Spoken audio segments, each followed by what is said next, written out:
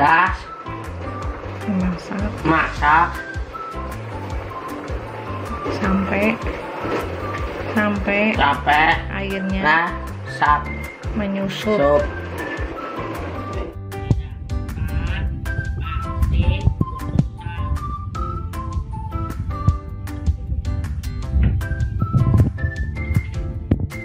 Nanti kalau masukin air mendidih.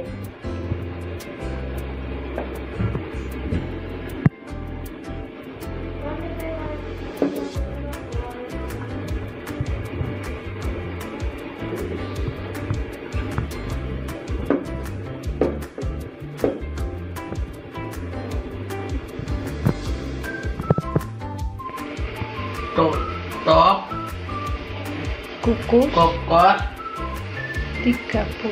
30 menit sampai mendidih, sampai matang.